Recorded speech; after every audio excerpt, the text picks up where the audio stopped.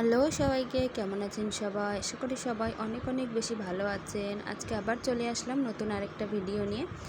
আশা করি যে যেখানে আসেন সবাই ভালো আছেন।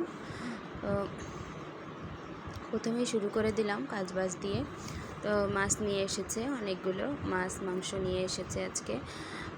শুক্রবার তো বাজারের দিনই বন্ধ, স্কুল বন্ধ, সব কিছুই বন্ধ, যার কারণে শুক্রবারেই বাজার করা হয় বেশি। তো আমি মাছ মাংস সব কেটে নিয়েছি, এখন পরিষ্কার করে নিচ্ছি সব ভালো করে। তো অনেক মাছ মাংস নিয়ে এসেছে। আমি ভেবেছিলাম যে আজকে মাংস রান্না করব, কিন্তু রান্না করা হয়ে ওঠেনি, 2টা বেজে গিয়েছে মাছ কাটতে কাটতে। যার কারণে ভাবলাম কোনো রকমে কিছু একটা রান্না করি, মাংস অন্য একদিন রান্না করব। তো তাই আমি মাছগুলো সব কেটে নিচ্ছি, আর আলাদা আলাদা মাছ আলাদা আলাদা ডালায় রেখে আমি নিচ্ছি। আর মাছগুলোতে কিন্তু প্রচুর পরিমাণে তেল হয়েছিল, মাছগুলো খেতে অনেক ভালো লাগবে আশা করি। তো সবগুলো আমি ধুয়ে জল ঝরাতে দিয়ে দিয়েছি। এখন হচ্ছে রান্না করে নেব আমি। তার আগে সব কিছু একটু পরিষ্কার করে নিচ্ছি, যেহেতু মাছ মাংস কাটা হয়েছে। আর মাছি ওরে আরও গন্ধ থাকে, মাছ মাংসের একটা বাজে যে গন্ধটা, সেই গন্ধটা চলে যাবে। আমি ভালো করে পরিষ্কার করে নিচ্ছি সবগুলো, তারপরে হচ্ছে রান্না করব। তো আমি আজকে টক ডাল রান্না করব আম দিয়ে। তো এখন যেহেতু গরম পড়ে, প্রচুর পরিমাণে গরম, টক একটা থাকেই। আমি প্রত্যেক দিনই টক একটা থাকে, প্রত্যেক দিন হচ্ছে আম দিয়ে টক রান্না করি, মানে চিনি দিয়ে টক দিয়ে রান্না করি।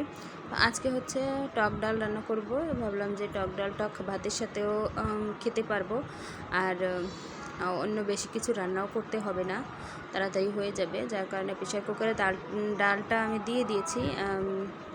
আর ডালটা কিন্তু আমার গলে গিয়েছে। এখন হচ্ছে একবারে মানে সোমবারটা দিয়ে দেব, সরষে দিয়ে, তারপরে হচ্ছে কাঁচামরিচ তেজপাতা দিয়ে আমটা দেবো ভাবছিলাম, কিন্তু কি করে যেন আমটা না দিয়ে ডালটাই দিয়ে দিলাম। তো কোনো সমস্যা নেই, আম যেহেতু গলতে বেশি টাইম লাগে না, যার কারণে ডালের ভিতরেই আমগুলো দিয়ে একটু সময় ভেজে নিয়ে জল দিয়ে দেবো। আর ডালে জাল হতে হতে আমটাও গলে যাবে। হলুদ লবণ দিয়ে ভালো করে একটু সময় জাল করে নিলাম। আর যেহেতু ডালটা গলে গিয়েছে, বেশি টাইম লাগবে না আম ডালটা হতে। আর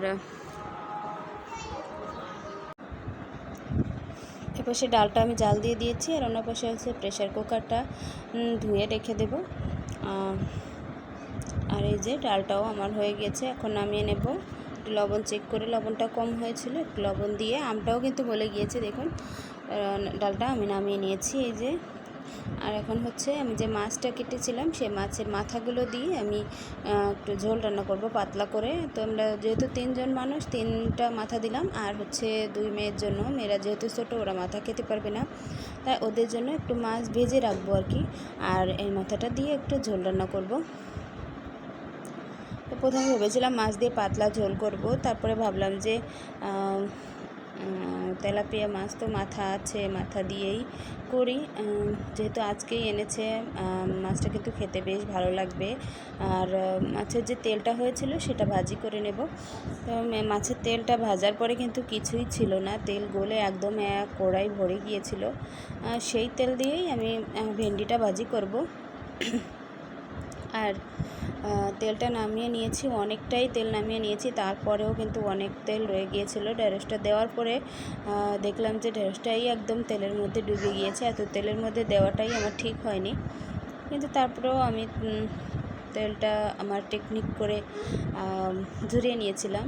দেখুন ঢেঁড়সটা কিন্তু দিয়েছি, তারপরে তেল উপর দিয়ে দেখা যাচ্ছে। আর এই যে কিছুক্ষণ পরে আমি ঢেঁড়সটা ভাজি করে নিয়ে নামিয়ে নিয়েছি। আর এখন হচ্ছে মাছটা রান্না করে নেব। আমি পেঁয়াজ রসুন হচ্ছে একটু থেতো করে নিয়েছিলাম, তো সেটা দিয়ে তারপর হচ্ছে কিছু গুঁড়ো মশলা দিলাম, মানে ধনিয়ার গুঁড়া, জিরের গুঁড়া, তারপর মরিচের গুঁড়া, হলুদের গুঁড়া, আর লবণ দিয়ে ভালো করে একটু সময় কষিয়ে নেব।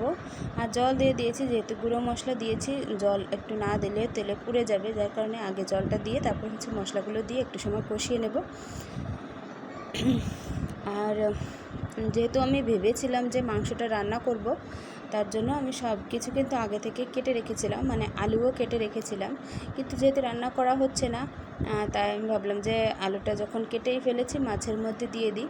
তো মাছের মধ্যে আলুটা দিয়ে দিলাম।